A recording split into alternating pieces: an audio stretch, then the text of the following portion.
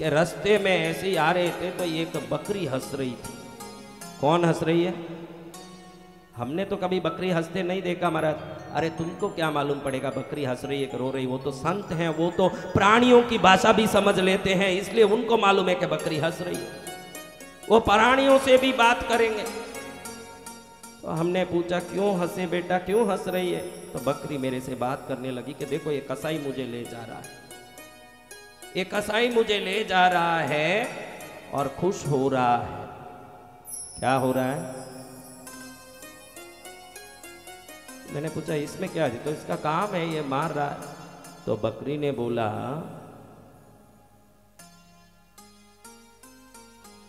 मुझे ये मार रहा है। क्या कर रहा है? मुझे ये मार रहा है। समझो,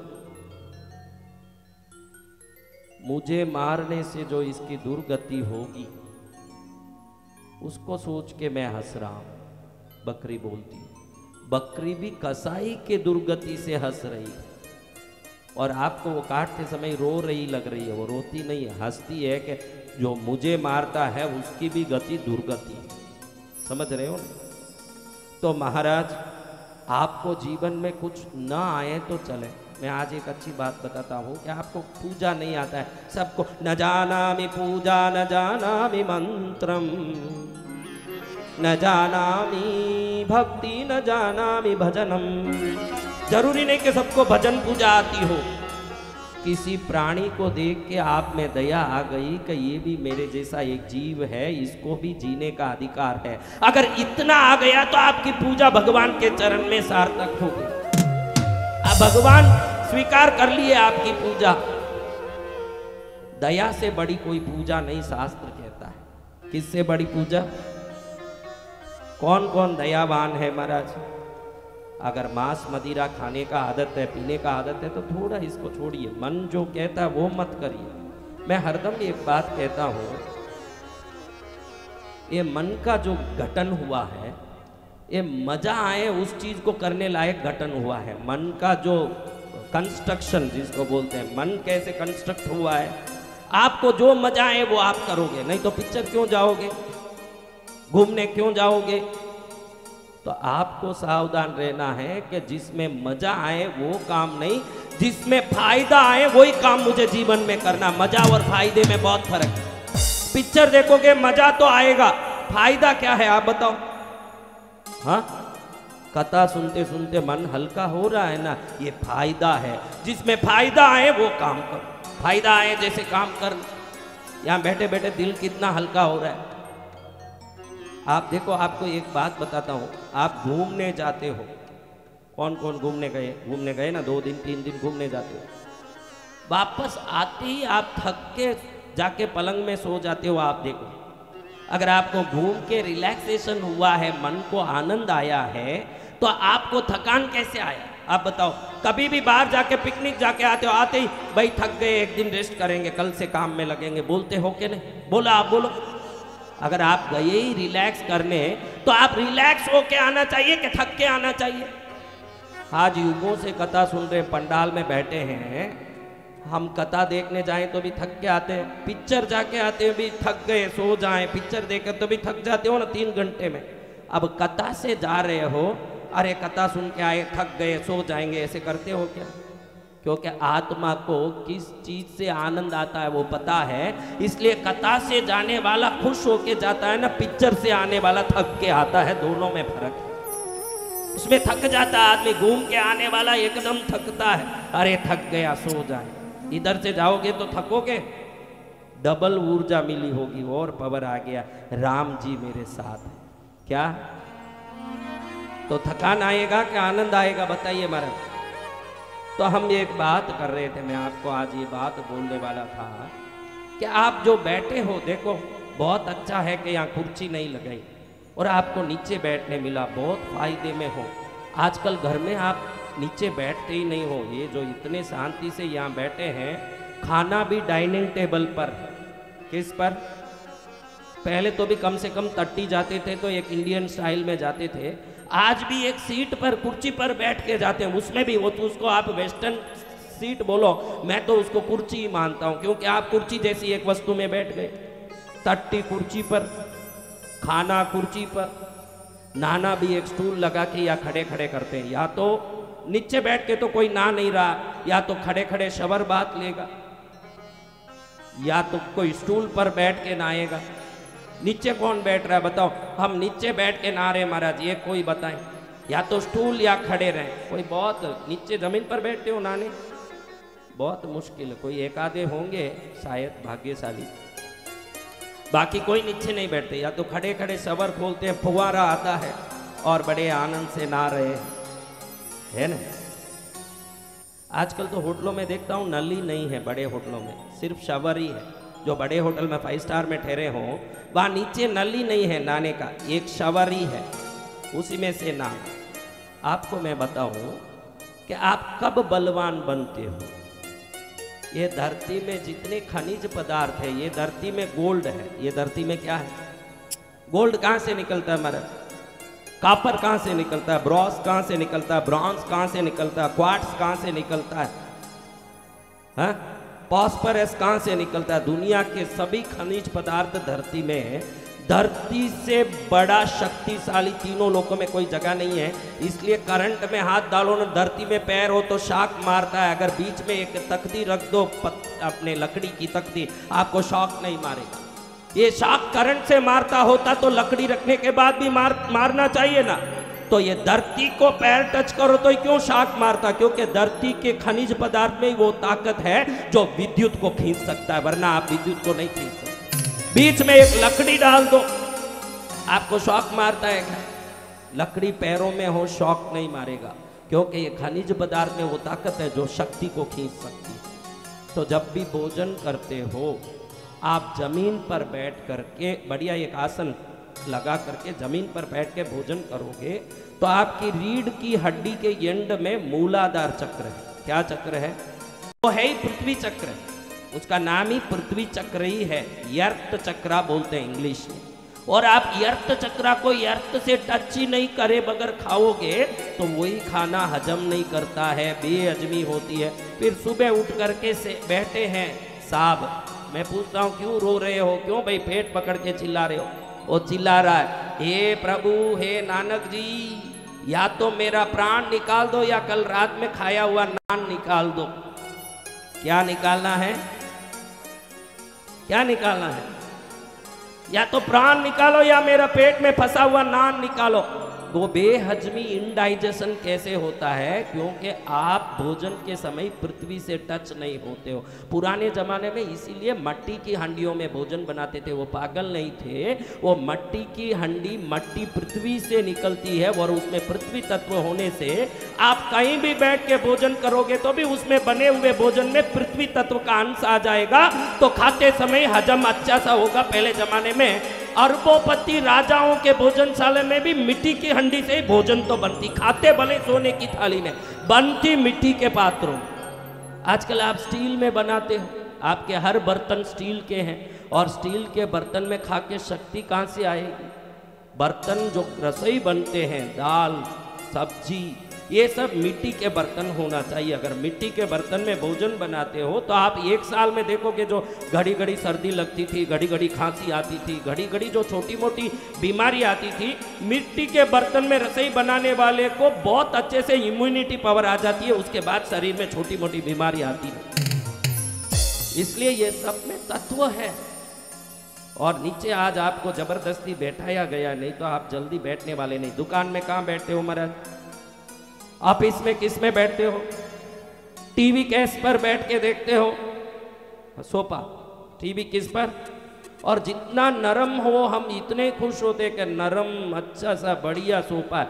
जितना नरम है इतना बीमारी करता है ना, जितना सख्त है, जितना कड़क है, आपके नीचे के चक्रों को उतना दबाता है। ये कड़क जमीन है ना, इस पर बैठो तो नीचे की चीजें दबती है, तो अक्कू पंचर होता है, अक्कू प्रेशर होता है, तो जितने खून की नलियां रुकी हुई है सब चालू हो जाती है। कथा सुन के जाओगे तो देखोगे कि 25 बीमारी मिट गई बैठने मात्र से, क्योंकि अच्छे से अक्कू प्रेशर हो रहा है। क्या हो रहा है?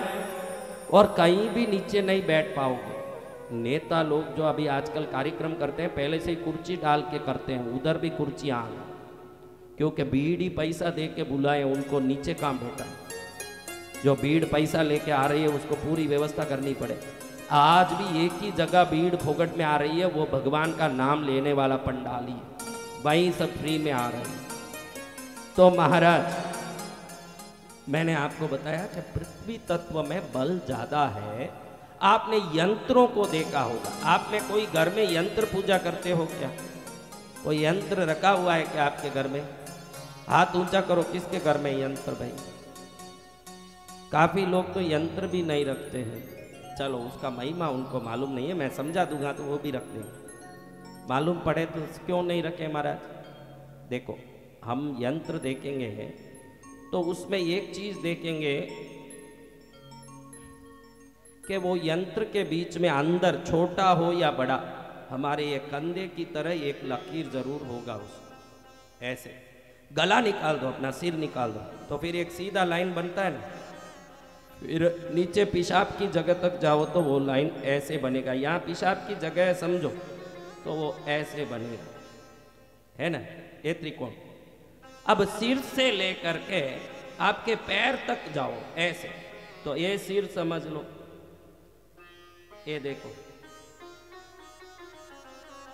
सिर से लेके पैर तक बैठे हो, वो कंधे से लेके पेशाब की जगह तक गिनो तो ये हर यंत्र के बीच में ऐसा एक षटकोण होगा। हर दुनिया के कोई भी यंत्र बने वो षटकोण, इसके बीच में जो देवता का आपने यंत्र लिया जरूर उनका नाम लिखा होगा।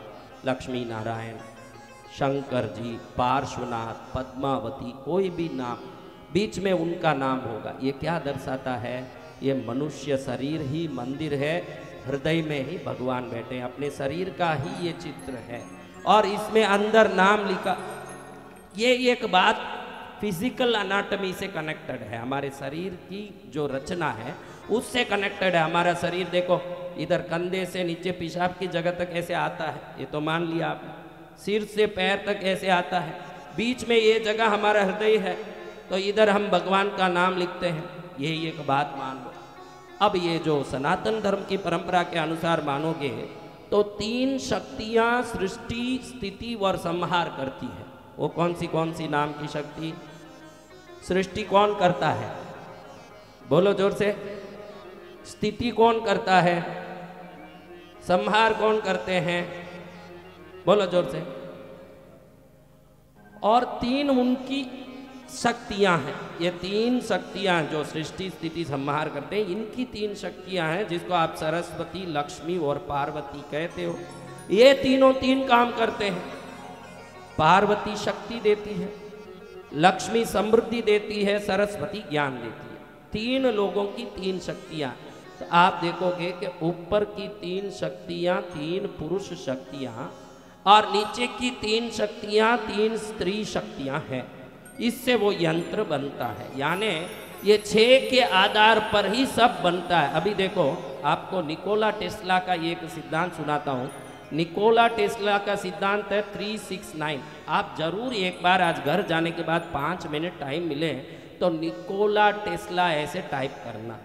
उसने ही ये जो थॉमस अल्वा एडिसन ने जो बिजली बनाई, उसका एसी करंट तो निकोला टेस्ला ने ही बनाया। थॉमस अल्वा एडिसन ने तो डीसी करंट ही आविष्कार किया था, उसने असली आविष्कार किया नहीं। इसको नौकर बना के पूरी चीज इससे करवाई उसने। वो 3, 6, 9 पर पूरा विश्वास करता था। हर काम 3, 6, 9 के आधार पर करता था। ये 3, 6, 9 के अंक में ही पूरी दुनिया की दैविकता छुपी हुई है। इसी आधार पर भारत के सभी यंत्र बनते हैं। जितने भी यंत्र बने, इसमें देखो 6 है। ये 6 को बनाने के लिए हमने एक 3 बनाया, त्रिकोण। त्रिकोण के बाद षटकोण बना। इस षटकोण को और त्रिकोण को जोड़ोगे तो 9 आएगा। तो ये 369 के वो कुछ भी करता था, तो 369 से आप निकोला टेस्ला का आप जरूर एक बार तो भी आप वीडियो देखना कि आप 3, 6, 9 का अगर बराबर रहस्य समझ लोगे तो जो काम करने जाओगे उसी में सफल हो जाओगे, क्योंकि पूरी दुनिया इसी नंबर से चलती है। कैसे बोलो तो आप कभी नारंगी छोल के देखिएगा, नारंगी छोल के देखिए तो जो नंबर वो बोलते हैं 1 + 1 2 है ना, 2 + 1 3 है ना। फिर 3 प्लस 2, 3 प्लस 2, देखिए इधर जो पहले है इधर बाद में, चुप के समझा रहा हूँ, थोड़ा सा अपना टॉपिक ये नहीं है फिर भी समझा रहा हूँ। और 3 प्लस 5 8, 5 प्लस 8 13। अब दुनिया का कोई भी फूल देखिएगा, कोई भी फल देखिएगा, उसको छोलिए, आप उसको छोलिए, छोल के गिनिए, इसमें जो मिस हुए जो नंबर, जैसे 4, आप 4 पांखुड़ी का फूल बहुत रेयरली कभी उग गया तो देख सकते हैं, बाकी आप 5 पांखुड़ी का ही फूल देख सकते हैं, 8 पांखुड़ी के ही फूल देख सकते हैं। ये नंबर को मात्र नंबर मत मानिए, पूरे ब्रह्मांड की जितनी सृष्टि की चीजें हैं इन्हीं नंबर पर चलते हैं। ये नंबर नहीं हो उस संख्या में कोई चीज बनता ही नहीं है दुनिया में, उसी नंबर में सब चीज बनते हैं। ये 369 का गेम बोलते हैं, इसको जो बराबर समझ लेता है इस नंबर को पकड़ के मन चाहा काम करता है। अगर हो सका तो मैं कल परसों इस नंबर की रहस्य को मैं खुद ही समझाने की कोशिश करूंगा, क्योंकि आप इतना वीडियो देख के समझ पाओगे मुझे तो लगा नहीं, क्यों आप इस बात को जानते ही नहीं हो तो उसको समझना आपके लिए कठिन है। लेकिन पूरा जीवन इन नंबरों पर हमारा चलता है। मैं आपके हर जीवन की घटना को इस नंबर से जोड़ के बता सकता हूँ, भले आपके घर में कोई दुखद घटना हो, सुखद घटना हो। आपके आज की तारीख में देखिए, आज रेवती नक्षत्र है, उदाहरण के लिए बोलता हूँ कि आज रेवती नक्षत्र है, इस नक्षत्र का नंबर देख करके रंग देखोगे और 369 को जोड़ोगे तो आज आप पहने हुए कपड़े, ये विभिन्न ड्रेस दिखेंगे आपको। लेकिन उनके राशि से नक्षत्र वो नंबर चेक करोगे तो आज पहना हुआ कपड़ा और आज वो जिस व्यवस्था में यहाँ पहुंचे हैं बराबर उस नक्षत्र से जुड़ा होगा, इसलिए ये विविधता है, गारंटी है। आप वो समझ नहीं पाओ। पूरी धरती कोई बना बनाया सिस्टम से चलता है, हम उसको जानते नहीं। आप वार्डरोब से कपड़ा निकाल के आज ये पहन ले, आज वो कर ले, अरे आज मैंने ये सिलेक्ट किया, बहुत अच्छी लग रही हूँ ना, बहुत शानदार लग रही हूँ ना, ऐसे सब बोलते हो। आपका सिलेक्शन नहीं है, वो नक्षत्र आपके दिमाग को वहां पहुंचा के उस चीज को पकड़वाता है जो वो चाहता है। जब आप समझ लोगे कि मैं कठपुतली हूं, स्वतंत्र नहीं हूं, तो फिर सच्ची स्वतंत्रता आपके जीवन में प्रकट होगी। जब तक आप मैं स्वतंत्र हूं सोचो, बंधन में रहोगे और बंधे रहोगे तो स्वतंत्र हो जाओगे। अध्यात्म का रहस्य यही है कि बंधा हुआ स्वतंत्र है ना, स्वतंत्र है वो बंधा हुआ है। यही समझ रहे हो ना, अध्यात्म का ये रहस्य। तो आप इसको समझे। अब मैं ये बात कर रहा था आपको 3 देव और 3 देवियों की, किन की बात कर रहा था। अब देखो देवियों का काम कैसा है, देवों का काम कैसा है। अभी सृष्टि करना कंपलसरी है ब्रह्मा के लिए, क्या ऑप्शन है भाई बताओ जोशी जी। सृष्टि करना ब्रह्मा के लिए कंपलसरी है क्या ऑप्शन है। पालन करना विष्णु के लिए कंपलसरी है क्या ऑप्शन है। संहार करना शिव के लिए कंपलसरी है क्या ऑप्शन है। बोलो आप एक बार बोलो, मैं सबको पूछ रहा हूं, आप मुंह मत देखो। सृष्टि करना ब्रह्मा के लिए कंपलसरी है क्या ऑप्शन है। संहार करना शंकर के लिए कंपलसरी है क्या ऑप्शन है। पालन करना विष्णु के लिए कंपलसरी है क्या ऑप्शन है। अच्छा धन देना लक्ष्मी के लिए कंपलसरी है क्या ऑप्शन है। बताओ, आज तक आपने सोचा नहीं होगा तीनों देवियों का काम ऑप्शन है ना, तीनों देवों का काम कंपलसरी है। इसलिए देवी भागवत सुनना जरूरी है। जो कंपलसरी है वो जो करना वो करके ही रहेगा, ऑप्शन है वो भजन करो तो ही मिलेगा, इसलिए देवी भागवत सुनना बहुत बड़ा रहस्य है ये। आज तक कोई कथा पंडाल में नहीं सुना होगा कि देवी का ही भागवत क्या सुनना। संहार करना होगा तब रावण को भी शिव बचा नहीं पाएंगे, पालन करना होगा तो प्रहलाद को भी हिरण्यकश्यप मार नहीं पाएगा, और प्रकट करना होगा तो मार्कंडेय जी प्रकट होके ही रहेंगे। उसमें ब्रह्मा विष्णु महेश को आप पकड़ने की जरूरत नहीं है। जिस समय पालन करना हुआ तब तो अपने आप प्रहलाद जी का पालन हो गया कि कोई मार सका उसका बाप। तो जिसको मार नहीं सकते उसको कौन मार सकता है। जिसको बचा नहीं सकते रावण को, वो कितना शिव तांडव की रचना करके भी कहां बच पाएगा।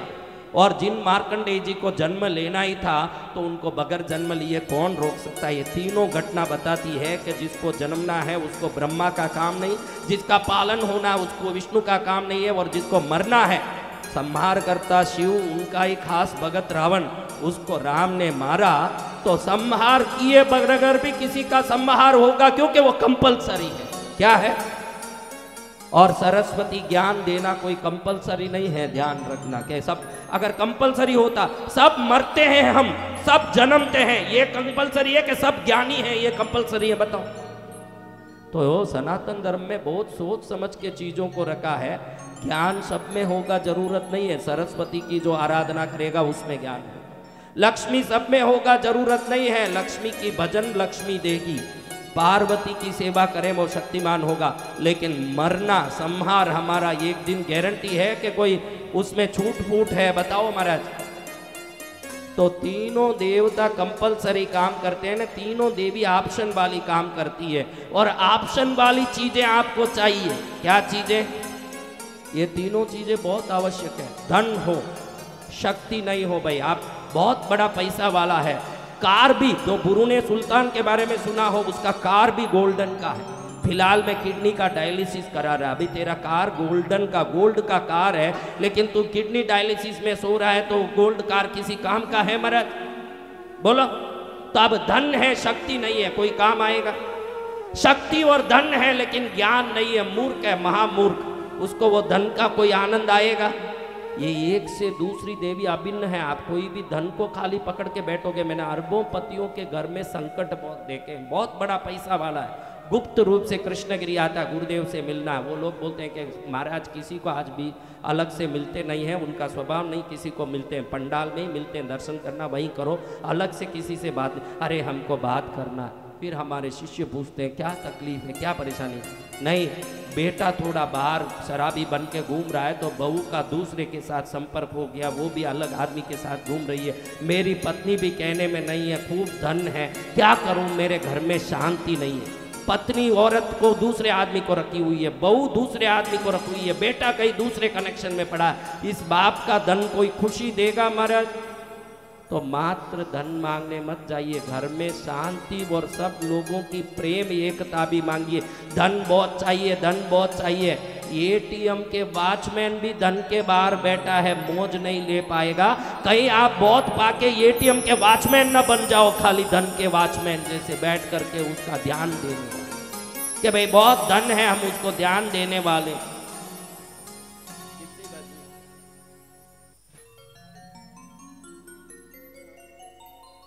तो महाराज आज हमको मालूम पड़ा कि देवता तो कंपलसरी काम कर रहे हैं। क्या काम कर रहे हैं? आप कब जन्म लेना कंपलसरी है कि नहीं? लेकिन आज भी आप सरस्वती की साधना करो, कल सुबह ज्ञानी बनोगे, ये गारंटी है कि नहीं? लेकिन ऐसे पढ़े पढ़े ज्ञानी बनोगे, इसका कोई गारंटी है? आप बोलोगे स्कूल में कालेज में भी तो हम ज्ञानी बनते हैं। उस क्या स्कूल कॉलेज में जो पढ़ाया जाता है ना ज्ञान, उस ज्ञान के पीछे सरस्वती की ही शक्ति है, वही तो ज्ञान दे रही है। वो हर जगह वही बैठी है जो ज्ञान दे रही है। तो आप समझ लो कि ये देवी भागवत को क्यों सुनना है। ये सुनते सुनते ये तीनों देवी की कृपा हो गई। समृद्धि देने वाली महालक्ष्मी, शक्ति देने वाली महाकाली और ज्ञान देने वाली महासरस्वती हमारे देवी भागवत से प्रसन्न हो गई।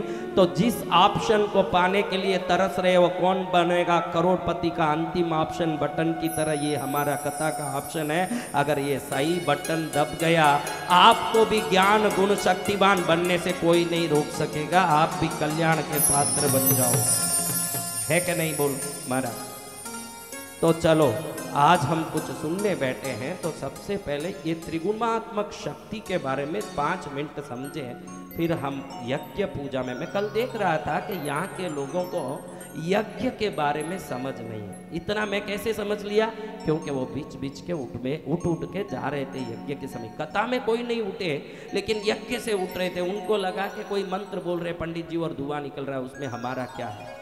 इस तीनों लोकों में जिसने जो भी प्राप्त किया, इतना क्यों, दशरथ ने जो राम लक्ष्मण भरत शत्रुघ्न को प्राप्त किया, वो भी यज्ञ कुंड में आए हुए यज्ञ पुरुष के दिए हुए स्वर्ण पात्र के अमृत को पी के ही प्रकट हुए। वो यज्ञ से ही संभव हुआ।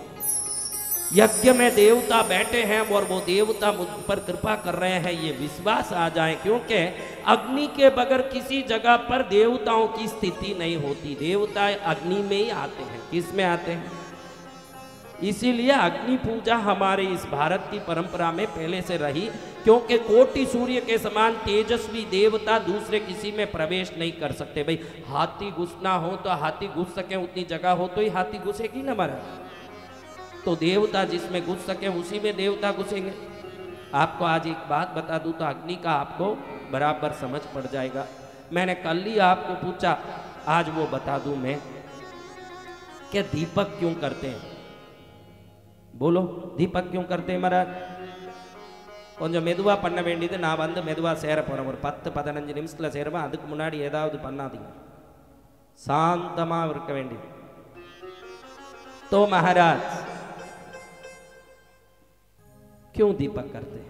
किस किस के घर में दीपक जलता है? वो खाली हाथ, हमारे घर में दीपक जलता है महाराज। लाख लाख दीपों से तुझको मनाऊं। कितने दीपकों से, कितने दीपकों से मनाऊं महाराज? और कृष्णगिरी से YouTube देखने वाले भाग्यशालियों का भाग्य जगने वाला है संजय जोशी। कैसे भाग्य जगेगा? हमारे मोदी जी ने फिलहाल एक स्थान में बहुत बड़ा दिव्य निर्माण करवा के उस स्थान को जाज्वल्यमान किया। वो स्थान है काशी स्थित विश्वनाथ भगवान का मंदिर। हाँ, प्रधानमंत्री हो तो ऐसा हो जो उस देश के आश्रित धार्मिक लोगों की धर्म की आस्था का भी इज्जत कर सके, उनके धर्म की आस्था का भी थोड़ा सा संबल ले सके। चलो अच्छा, देखो देवों का शरीर जो है एक अग्नि तत्व से बना है। किससे बना है? हमारा शरीर हड्डी मांस से बना है। हड्डी मांस के ऊपर चमड़ा ढक दिया हमारे शरीर में। अब आप रोटी डालते हो, खाना डालते हो, अंदर जाता है, पचता है, और ये खाना खून बनता है, वीर्य बनता है, मज्जा बनता है, आपका बनता है ना, आपका गाड़ी चलता है। अब देवताओं के शरीर में ना हड्डी है, ना मांस है, ना चमड़ा है, ना नस है, कुछ भी है। तो इनके शरीर से देखोगे तो आपने कैलेंडर में देखा होगा कि हर देवताओं को देखो तो कैलेंडर में पीछे एक रोशनी दिखाई है उनके शरीर में। देखा रोशनी? अब ऐसे रोशनी निकलती है। अब देखो कोई भी ट्यूब लाइट में रोशनी निकलती है तो उसका लाइफ खत्म होता जाता है कि वैसे ही रहेगा? बोलो महाराज, आज मौन छठ है क्या? मौन व्रत है आपका? नहीं, आपने सोगन लिया पति को ही डांटेंगे और कई बात नहीं करेंगे, पति को ही डांटने का व्रत लिया हुआ है। तो महाराज मैं आपको पूछता हूं कि पानी को गर्म करते हो वो भाप बनता है, तो पानी का लेवल वैसे ही रहेगा कि जैसे जैसे भाप बनता है पानी कम पड़ेगा? तो आपको बता दूं कि देवों के शरीर की रोशनी निकलती जाती है तो ये देवों की आयु भी समाप्त हो जाती है। अभी जो शिव हैं ये कितनवे शिव हैं? शिव पुराण में बताया। ब्रह्मा कितने युग के बाद बदल जाते, दूसरे ब्रह्मा आते हैं। विष्णु कितने युग के बाद बदलते, दूसरे विष्णु आते। क्यों? जब ये रोशनी खत्म होगी देवों की आयु भी खत्म होगी। वो अमर हैं, लेकिन अमर का अर्थ है का अमर नहीं है, लंबे आयु वाले, लाखों करोड़ों युग वाले। लेकिन एक समय आएगा कि उनको भी जाना पड़ेगा। लेकिन समझो कि भाई कार चला रहे हो, पेट्रोल खत्म हो गया, कार क्या होगा? अगर वापस पेट्रोल डाल दिया तो चलेगा। तो हमारे ऋषि मुनियों ने सोचा कि ये जो रोशनी निकल रही है, इस रोशनी को अगर वापस प्रकट हो जैसे कर दे। अगर ये रोशनी निकल रही है, ये खत्म होने से ही तो देवता मरते हैं। आपने लघु संग्रहणी रत्नम नाम का शास्त्र पढ़ा हो तो उसमें लिखा है कि भाई 6 महीने पहले जैसे ही देवता का शरीर छूटने वाला है, उसके 6 महीने पहले फीस गया बल्ब की तरह उनके शरीर से रोशनी खत्म हो जाती है। उससे उनको मालूम पड़ जाता है कि अभी मेरा उम्र, तब वो रोने लगते हैं, बिलापने लगते हैं, चिल्लाने लगते हैं। इसके बारे में लघु संग्रहणी रत्नम, इस ग्रंथ में देवों की आयु, देवों की स्थिति, देवों की शक्ति, इसके बारे में बताया। मैं कई बार बोलता हूँ कि आपके पंजाब में भी कई लोगों को देवता आते होंगे, ऐसे आते हैं क्या? मैं कई बार बोलता हूँ कि आप शास्त्रों को देख के चलिए, ये शरीर में आने वाले देवताओं को देख के मत चलिए। जिन देवताओं को पाने के लिए हिमालय पर्वत में लंगोट खोल के ठंड में -30 डिग्री में बैठ के जो साधु तपस्या कर रहे हैं, वो मूर्ख है क्या जो आपके शरीर में ऐसे ही फोकट में आके अगर नाच सकते हो तो फिर उनको हिमालय जाके काई की साधना करनी भाई? इसके तो शरीर में आ गई, और शरीर में आते ही सीधा अपनी सासू को ही बुलाएगी, जो शरीर वाली सासू। हाँ, अभी पद्मावती की कौन सी सासू है जो उसको बुलाएगी? इसके पद्मावती आ गई और अपनी सासू को बुलाए। किसको बुलाए? सासू कौन? शरीर वाली की सासू, पद्मावती की नहीं। और शरीर वाली की सासू को बुला के, तू मेरी भक्त को बहुत परेशान कर रही है, मेरे भक्त तेरे कारण बहुत परेशान हो रही है, ध्यान रखना, ऐसे करोगी तो एक दिन खून की उल्टी निकालोगी मेरी ताकत से। नहीं माता जी, गलती हो गई, आगे से नहीं करूँगी। ये सास को धमकाने वाली पद्मावती है, असली पद्मावती नहीं। तो किसी के शरीर में आने वाली पद्मावती और भैरवों के पीछे पड़ो मत। जाओ अपने गांव में जो मंदिर है, उधर जो देवता हैं उनके चरण में सिर टेको, तुम्हारा कल्याण होगा। ये शरीरधारी देवता को क्या मानने बैठे हो? जिस शरीर में पेशाब टट्टी निकलता है उस शरीर में क्या देवता आएंगे? ये इसलिए बोलता हूं कि देवों का शरीर इतना अग्नि कणों से बना है। वो बताते हैं कि 1,80,00,000 सूर्य को इकट्ठा करो तो वो जो एक कण बनता है वो पद्मावती के चरण के नक में घुसता है तो कितना तेजस्वी होगा। उसमें वो कोई मनुष्य शरीर में घुसे तो क्या होगा? वो शरीर एक क्षण में क्या होगा? फिर ये सब क्या आते हैं महाराज? कई औरतें ढोंग नहीं करती है, आते जरूर हैं, लेकिन वो सब निम्न जाति के पिशाच, यक्ष योनि के, भूत प्रेत बेताल हैं, देवता नहीं। लेकिन मैं बोलूँ कि मैं भूत आया हूँ तो आप मेरी पूजा करोगे? इसलिए वो बोले कि मैं भैरू आया, मैं पद्मावती आया। काफ़ी लोग ढोंग नहीं करते, लेकिन गलत चीज़ें उनमें घुस के देवताओं की नाम लेती है। इसलिए आपको तो अपने गांव में जो देवता हैं, जो मंदिर बना है, उधर जाके चरण में सिर टेक के बोलो कि हे सर्वव्याप्त ईश्वर, आप सर्वव्याप्त हो, फिर भी हम बैंक में सब जगह पैसा हो तो भी हम बैंक में जाके पैसे का ट्रांजैक्शन करते हैं, वैसे ही आप सर्वव्याप्त हो, फिर भी मैं आप जहाँ हो इस बैंक को ढूंढ के आया हूँ, आपके चरण को पकड़ने आया, आपको मेरा नमन। उधर जाओ। फिर ऋषि मुनियों ने देखा कि ये रोशनी को कैसे भी करके बचा दें तो आदियों का आयु भी बच जाएगा। जैसे आप दवाइयों से अपना शरीर के बीमारी से मुक्त हो जाते हो, अगर दवाई नहीं लो तो मरना संभव है, लो तो उपाय है। तो उपाय ढूंढा ऋषि मुनियों ने, देखा कि ये अग्नि का शरीर है, बहुत कोशिश किया, कोई भी उपाय काम नहीं किया। फिर एक दिन ऐसा हुआ कि एक देवता वहां खड़े थे, ऋषि मुनि के पास बात करते। उस समय ये रसोई बना रहे थे ऋषि मुनि की पत्नी। वो कढ़ाई में कोई घी डालने जा रही थी, वो घी भूल से अग्नि पर गिर गया, कढ़ाई में गिरते बदल। तो जैसे ही अग्नि में गिरा घी, वो अग्नि जल घी को खींचने लगा तो सामने खड़े हुए देवता के शरीर में अचानक जोर जोर से चिंगारियां निकलने लगी। तो ऋषि पास में खड़े देखे कि क्या हुआ इस देव के शरीर में, ये रोशनी जोर से चिंगारी क्यों मार रही है? तो नीचे देखा तो उस अग्नि में घी पड़ा। ये घी जो अग्नि में गिरा, ये अग्नि में गिरा हुआ घी जो धुआं बन के निकला, ये धुआं उन देवों के शरीर में आते ही उनकी शरीर की रोशनी अपने आप बढ़ने लगी। फिर हमारे ऋषि मुनियों को मालूम पड़ा कि अग्नि में घी डाल के जिनके ऊपर देवों पर ये धुआं डाल दिया जाए उनके शरीर में ये रोशनी बढ़ जाती है, लेकिन ये अग्नि से ही होती है। तो अग्नि देव को प्रार्थना किया, आज से आपका काम रहेगा कि जिन देवों का नाम लेके हम अग्नि में घी डालेंगे उन तक शक्ति पहुंचाना, क्योंकि देवता तो बहुत सारे हैं, हम किसको पहुंचाएं किसको नहीं पहुंचाएं, नाम हम लेंगे, पहुंचाने का काम आप करना। तो अग्निदेव ने बोला, मैं तो जहां यज्ञ कुंड होगा उसमें खड़ा रहूंगा, मैं कैसे पहुंचाऊं? तो अग्नि ने खुद ही समाधान बताया, क्योंकि परोपकार का काम है, अच्छा काम है। तो अग्निदेव ने बताया, मेरी पत्नियां 2 हैं। कितनी है? पहली पत्नी स्वाहा देवी, उसका नाम क्या है? दूसरी स्वदा। तो अग्निदेव ने कहा, मेरी स्वाहा देवी देवों को पहुंचाया करेगी, तुम जब भी स्वाहा जोड़ के किसी देव का नाम लोगे, मेरी पत्नी समझ जाएगी कि इन तक पहुंचाना है, मैं यज्ञ कुंड में खड़ा रहूंगा, वो पहुंचाने का काम करेगा। आज आपको मालूम पड़ेगा कि हम यज्ञ कुंड में अग्नि जला के ओम गणपतये स्वाहा बोलते हैं तो गणपति तक ये स्वाहा देवी ये शक्ति पहुंचा, ऐसे बोल के हम घी डालते हैं तो ये अग्नि में पड़ा हुआ घी की शक्ति को गणपति तक पहुंचाएं तो गणपति देखे कि जो शक्ति मेरे शरीर से प्रकाश के रूप में घट रही थी, ये मनुष्य लोग के लोगों ने उस शक्ति को बढ़ाया, तो जो शक्ति मैं नहीं बढ़ा सकता उसको ये मनुष्यों ने बढ़ाया, तो ये जो शक्ति नहीं पा सकते वो धन दौलत इनको देके इनको खुश करो, आदान प्रदान की शक्ति बनी। जब ये देवताओं की जो यज्ञ है हर आदमी नहीं कर सकता हो, देखो आप सब यज्ञ कर सकोगे? बोलो कर सकोगे? तो आपके लिए दीपक का विधान बनाया। यज्ञ में देखो नीचे अग्नि, ऊपर से घी डालते हैं। दीपक में देखो नीचे घी, ऊपर से अग्नि जलाते हैं। ओढ़ के सोओ तो क्या, सो के ओढ़ो तो क्या। सोना मतलब है, ओढ़ना मतलब है। इसमें अग्नि के ऊपर घी डालते हैं, उसमें पहले घी भर के ऊपर अग्नि जला देते हैं। दोनों में एक ही है कि अग्नि से घी खाली होना।